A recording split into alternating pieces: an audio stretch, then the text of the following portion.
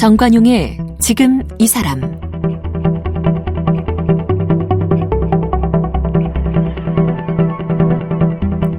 여러분 안녕하십니까, 정관용입니다. 어제에 이어서 오늘도 이 대한상공회의소 회장 퇴임을 앞둔 두산인프라코어 박용만 회장과의 만남 이어갑니다. 오는 가을이면 두산인프라코어 회장 자리도 내놓고 완전히 새로운 인생을 지금 설계하고 계획하고 계시다는 얘기 어제 나눴고요. 또 대한상의 회장 맡으면서 해왔던 이 활동 이야기, 또 첫 번째 산문집 그늘까지도 인생이니까를 출간한 이야기 등등 나눠봤습니다. 오늘은 박용만 회장 개인사에 대한 이야기 조금 더 이어가도록 하죠. 박용만 회장은 서울대학교 경영학과를 졸업하고 보스턴대학교에서 경영학으로 석사학위를 받았습니다. 1978년 한국외환은행에서 첫 직장 생활을 시작했습니다. 1982년 두산건설로 자리를 옮겼고 두산음료, 동양맥주, 두산전략기획본부, 두산중공업, 두산인프라코어 등을 거쳐 두산그룹 회장을 지냈습니다. 현재 대한상공회의소 회장을 맡고 있으며 두산인프라코어 회장입니다. 아마추어 요리사로 노인급식소 요리봉사와 소년의 집 후원 등을 이어오고 있습니다. 얼마 전 첫 산문집 그늘까지도 인생이니까를 출간했습니다.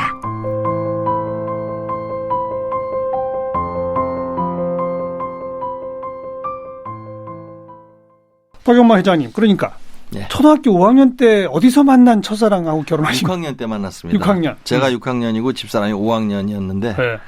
친구 집에, 그러니까 집사람의 오빠가 저하고 친구입니다. 네네. 예. 친구 집에 공부를 하러 갔다가 예. 거기서 만났죠. 그래서요. 딱 봤더니. 딱 봤는데 그러니까 동생이 있다는 사실조차도 제가 몰랐습니다. 예. 몰랐고 집에 갔는데 공부가 끝나고 이제 집에 가려고 나오는데 문 앞에 웬 소녀가 하나 서 있더라고요. 네. 그런데 이제 그날이 좀 충격적이었던 것 같습니다. 첫인상이 확 바뀌었어요? 네, 그렇습니다. 그 어린 나이에. 예. 그런데 아시다시피 그때는 중고등학교 때 이렇게 연애를 자유롭게 하던 시절이 아니었거든요. 큰일 나죠. 혼나죠. 여학생하고 있다 들키면 정황받던 시절 그러니까요. 아닙니까? 그래서 그냥 저만 혼자 좋아했어요. 예, 저만 혼자 좋아하다가 제가 그 대학을 1년 먼저 들어가서 예. 동생이 이제 1년 후에 대학을 들어왔거든요. 그랬겠죠. 그때 이제 그 오빠, 제 친구를 만나서 예. 제가 물어봤습니다. 예. 네 동생하고 내가 사귀어도 되겠느냐고. 예. 그랬더니 안 된다고 그러더라고요. 대부분 오빠들은 안 된다고 하죠. 그래서 왜 안 되냐고 내가 그랬더니 사귀다가 혹시라도 헤어지게 되면 너하고 나하고의 우정도 좀 어색해지지 않겠냐. 지금 생각해보면 그건 말도 안 되는 소리인데. 근데 그때는 그래도 호기롭게 알았다고 그러는 게 좀 사내름 같아서 예. 알았다고 그랬더니 이 다음에 결혼을 이야기할 나이가 되면 그때 다시 얘기를 하면 어떻겠느냐. 그래서 알았다고 그러고 이제 다시 2년을 또 기다렸습니다. 예. 근데 2년이 지나고 나서 생각을 해보니까 저도 이제 대학을 들어가고 한 2년 동안 사회생활을 하다 보니까 예. 결혼 이야기를 할 나이가 될 때까지 기다린다는 것이 좀 말이 안 된다는 걸 제가 알게 됐어요. 예. 두 번째는 제가 그냥 직접 동생을 불러냈습니다. 불러내서 내가 너를 좋아하고 있는데 네. 나하고 결혼하자. 그래서 대답을 안 해요. 그래서 그 사이에서 만나거나 사귀어본 적이 없잖아요.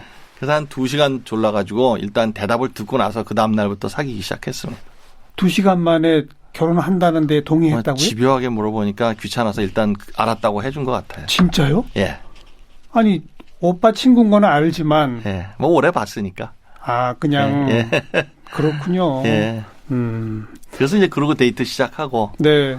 이따가 대학 졸업하고 저도 이제 그 외환은행 취직하고. 그러고 난 다음에 결혼했죠. 네. 어제 우리 나눴던 얘기 가운데 이제 18살 아버님 돌아가실 때까지 네. 형들과 따로 살았던 얘기 나오지 않았었습니까? 예. 그럼 아버님 장례식에서 형들하고 만났을 때 형들이 뭐라고 하던가요? 처음에는 왔냐고 그냥 그랬고 돌아가시고 난 다음에 이제 장례 치르는 과정에서 그 지금 돌아가셨지만 큰형님께서 큰형님이 저를 부르시더니 자 이제 너 내 동생이다. 그렇죠. 라고 말씀을 하셨습니다. 그 말 뜻이 아마 지금 돌이켜 생각해 보면 그 아버지의 유언대로 우리 이제 형제로 지내야겠다라는 그 결심의 표현이셨던 것 같습니다. 네, 예. 네. 그때로부터는 좀 안심이 드시던가요? 어떠시던가요? 아니요. 그건 상관없죠. 예. 형제 사이로 지낸다고 해서 그렇게 안심이 되겠습니까? 예. 근데 그때는 이제 어른이 됐기 때문에 저도 예. 18살이면 어리기도 하지만 또 한편에서는 이제 거의 성인의 문턱에 있었고. 그렇죠. 내가 이제 대학 나와서 내가 벌어먹으면 되지. 네, 뭐 이런 네. 생각도 있으셨겠죠. 예, 그렇습니다. 그리고 말씀하신 대로 첫 번째는 은행에 들어가셨어요. 왜 두산으로 바로 안 가시고? 그 돌아가신 어른께서 늘 말씀하시던 지론이 있었습니다. 그 지론은 사업을 하는 사람은 돈을 알아야 되고 예. 돈을 알려면 금융기관에 가서 일을 해야 된다고 말씀을 하셨습니다. 그 대학 다니면서도 졸업을 하면 어떤 이유가 됐든 금융기관에는 가서 일을 해봐야 되겠다고 생각을 했는데 대학 졸업할 때가 되니까 그것이 이제 현실이 돼서 네. 저는 은행에서 일하는 거 괜찮겠다고 생각하고 들어갔어요. 그냥 평생 직장으로 생각하고 외환은행에 들어갔습니다. 들어가서 이제 2년을 가까이 다니고 예. 미국으로 유학을 갔는데 예. 유학이 끝날 때가 돼서 생각을 하니 은행으로 다시 되돌아가는 거는 좀 제 적성에 맞지 않는 것 같았어요. 왜냐하면 그렇게 즐겁지 않았거든요. 네. 그래서 이제 고민하다가 이제 고민하고 결론을 못 내릴 때는 네. 가장 익숙한 해결 방식이 그냥 공부하는 겁니다. 계속 공부. 그냥 공부하는 겁니다. 예. 왜냐하면 공부를 하면은 뭔가 더 좋은 단계로 나가는 발판이 되리라고 생각을 하는 게 습관이었기 때문에 네. 그냥 공부를 더 하자. 결심을 못 하겠으니까. 그래서 이제 생각을 하니까 그럼 경영학 석사를 끝냈으니 경영학 박사를 할까? 아니면 직업을 바꿔볼까? 좀 창의적 일을 하고 싶었어요, 제가요. 창의적인. 예. 네. 그래서 그 건축 일을 좀 해보고 싶었습니다. 건축? 예. 건축도 이제 그 뭐 여러 가지 있겠지만 설계는 안 되잖아요. 그건 공부를 안 하죠. 공부해야죠, 그러니까. 그래서 새로, 이제 건축과를 들어가려고. 새로. 예. 그 보스턴에 있을 때 이제 미국 대학들을 다녔더니 네. 한 대학에서 자기네는 그 엔지니어링 그 역량보다 이 아티스틱한 창의적 노력을 더 키우는 쪽으로 가리킨다. 네, 네. 그러니까 딱 원하는 바네요. 예, 원하면 그 포트폴리오를 만들어 오라고 그러더라고요. 내 예술적이고 창의적인 능력, 잠재력을 증명할 수 있는 뭔가를 만들어 오라고 그러더라고요. 예. 그래서 그때까지 사진 찍은 거 제가 그린 거 뭐 이런 걸 주섬주섬 모아서 만들고 있는데 사진이 있었다. 맞아.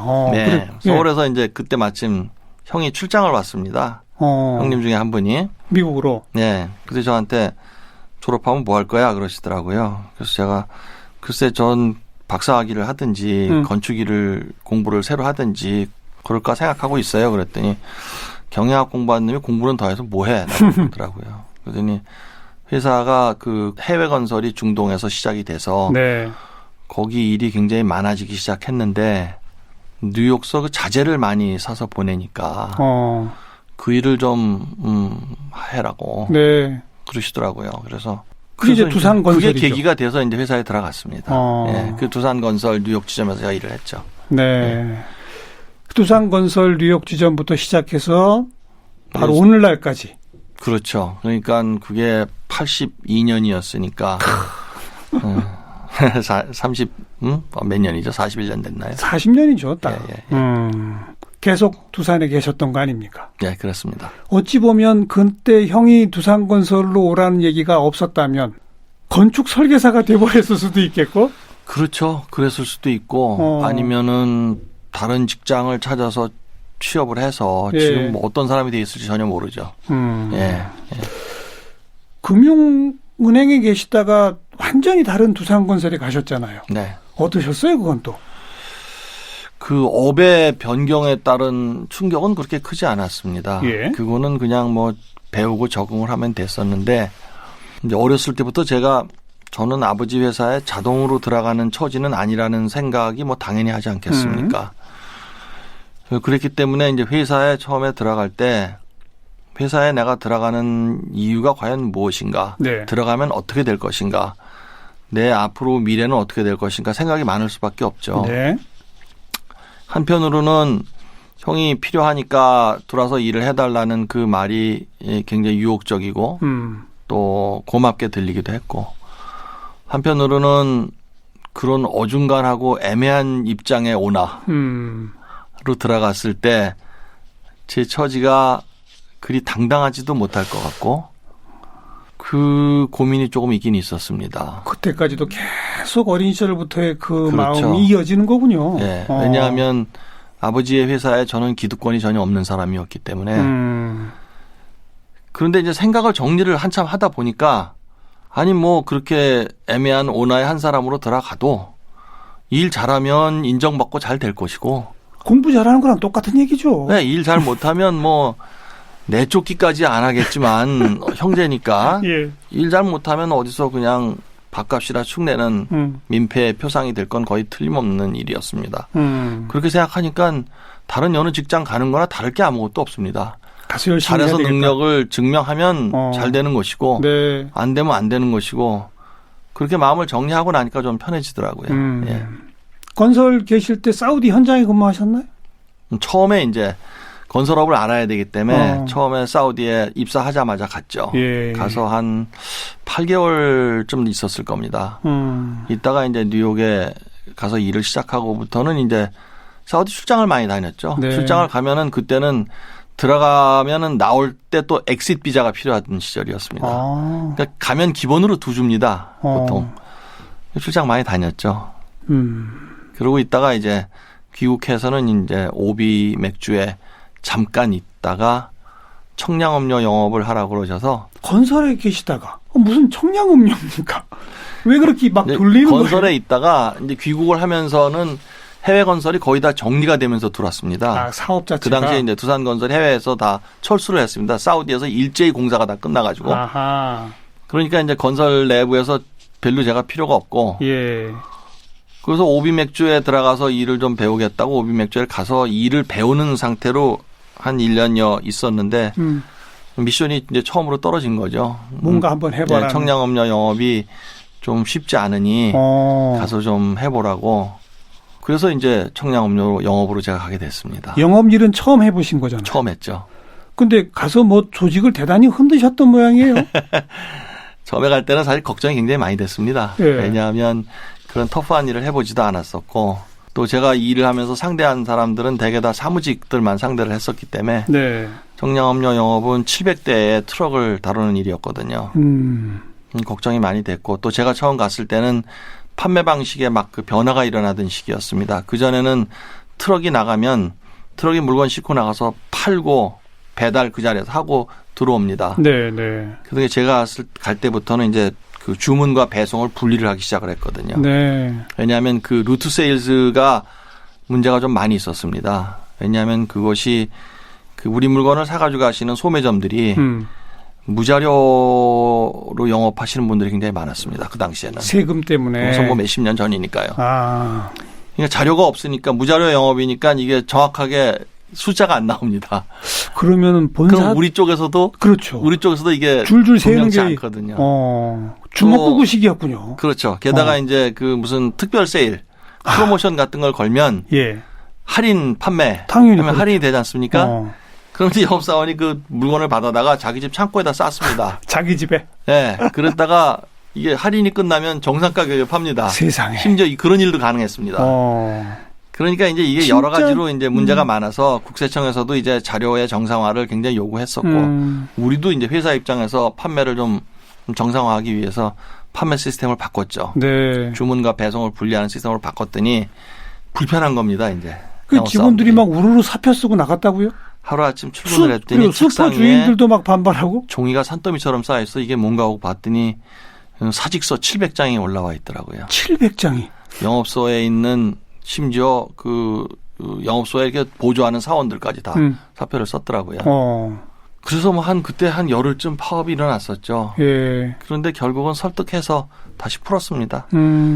그때부터 시작해서 제가 청량음료 영업을 한 6년, 7년 했군요. 7년을 했는데 나중에 돌이켜 보면 그때가 제일 많이 배웠습니다. 뭘 배우셨어요?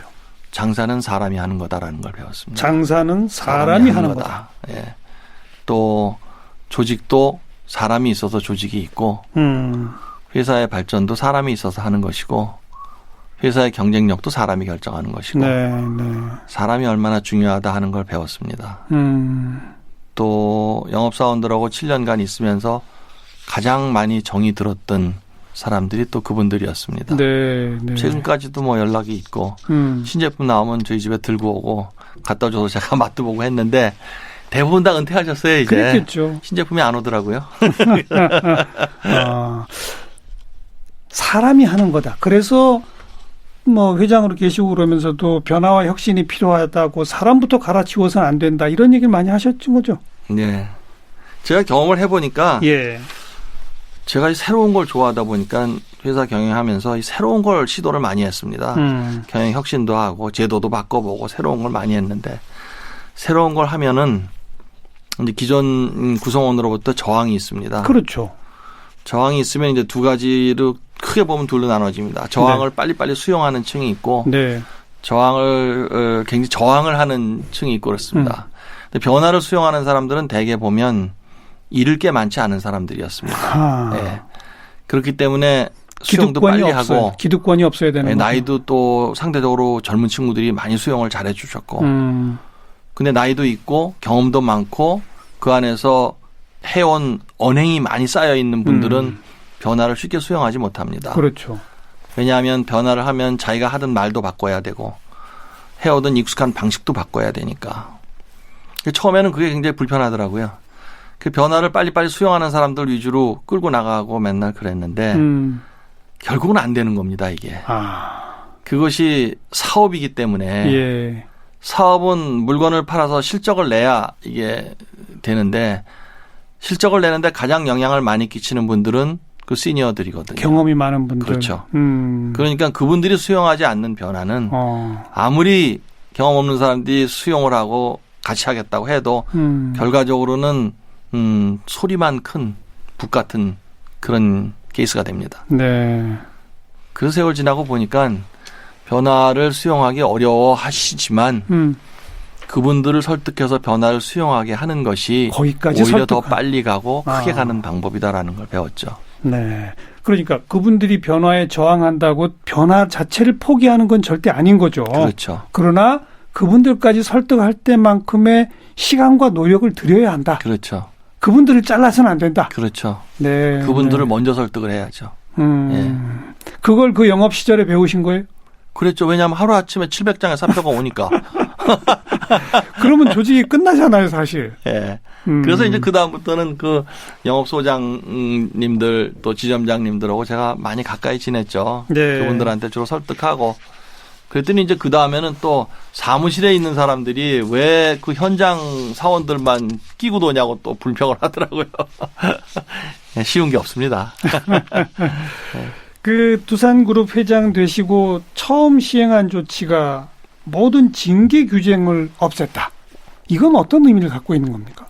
징계 규정이라는 것이 징계가 왜 존재를 하는가. 일벌백계를 위한 거 아니겠습니까? 네, 네. 그런데 그거를 기록에 남기는 거는 아무 의미가 없습니다.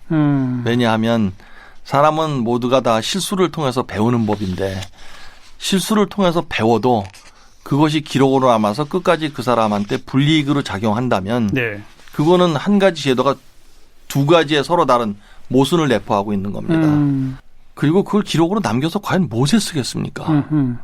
그렇기 때문에 실수를. 인사상 불이익을 주고 막 이런 데 쓰이지 않나요? 그렇죠. 그러면 그거는 정말 정당치 않다는 생각이었습니다. 실수가 일어났을 때 처벌을 했으면 그걸로 끝나야지. 네, 네. 그거를 두고두고 그 사람의 경력 동안 그걸 계속해서 두 번, 세 번 꺼낼 것 같으면 차라리 그 시기에 떠나달라고 얘기를 하는 게 그게 공평한 거 아니겠습니까? 네, 네. 그래서 다 없애버렸습니다. 그 제도를. 없애고 대신에 문제가 일어나면 백서를 쓰게 했습니다. 백서를. 주변 관련된 사람들을 다 인터뷰도 하고 조사를 해서 그 일이 왜 일어났는지에 대한 명명백백한 조사서를 쓰기로 하고 그거 쓰고 나면 그냥 다 없던 일이 되는 거로 했습니다. 네, 네. 그래도 그 백서를 쓰는 과정에서 교훈을 얻을 거는 확실히 다들 교훈을 얻을 테니까. 그렇습니다. 물론 좋지 않은 의도를 가지고 실수를 하는 사람도 있습니다. 하지만 실수의 내용을 보면 네. 과감하게 뭔가 시도를 하다가 실수하는 경우 대단히 많거든요. 그게 더 많죠, 어찌 보면. 그렇죠.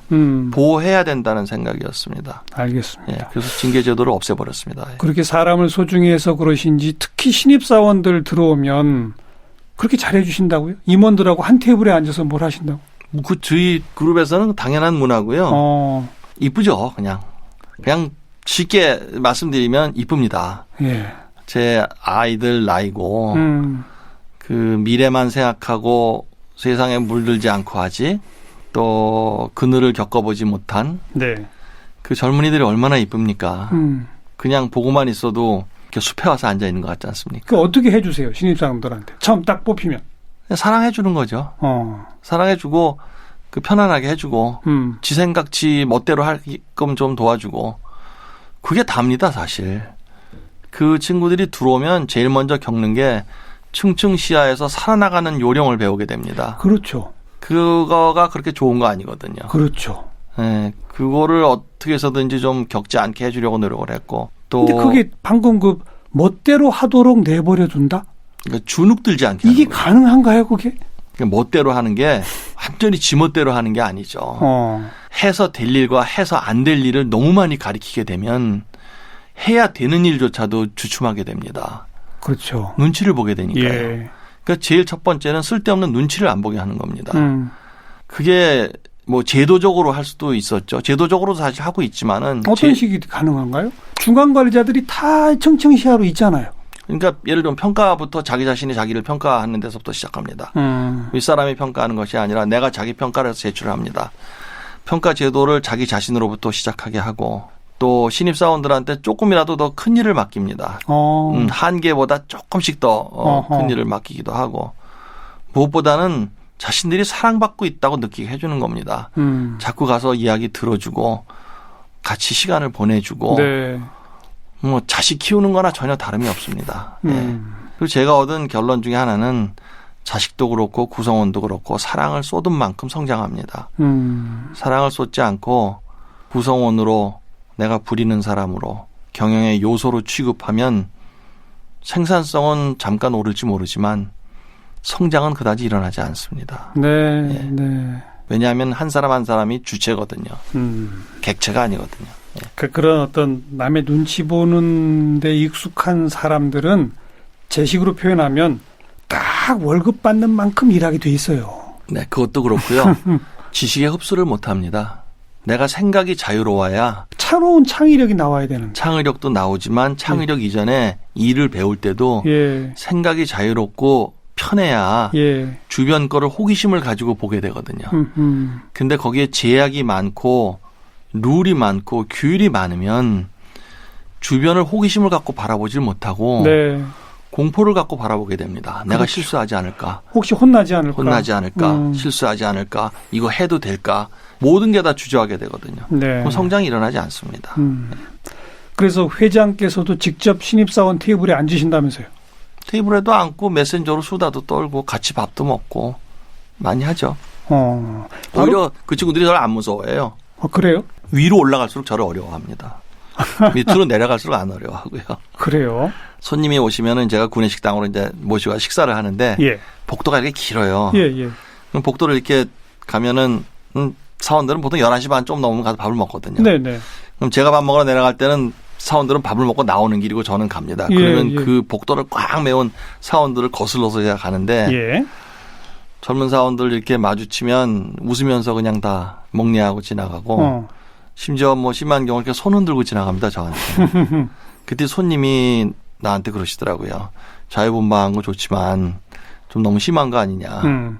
그래서 제가 그럼 홍해의 물이 갈라지듯이 양쪽으로 도열해서 90도로 저한테 절해야 됩니다.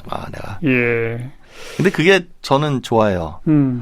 직원들이 그 어린 사원들이 저를 친근한 대상으로 그렇게 웃는 얼굴로 인사를 해주는 게 좋습니다. 그럼요. 어려워서 저한테 90도로 절하면 그 아이들도 안쓰럽고 그런 절을 받아야 하는 제가 싫습니다. 좀 뭐라고 그래야 되죠? 그다지 반갑지 않은 어른이 된 기분이라고 할까요?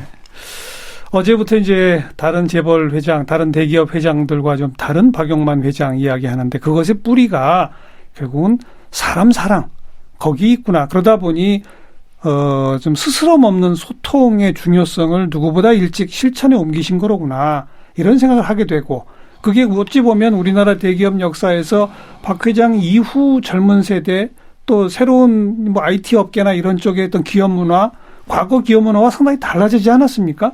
그 중간 지점쯤에 딱 계신 것 같아요. 네, 그런 것 같습니다. 제가 보기에도. 이제 많이 달라지죠. 변화가 왜냐하면 있죠.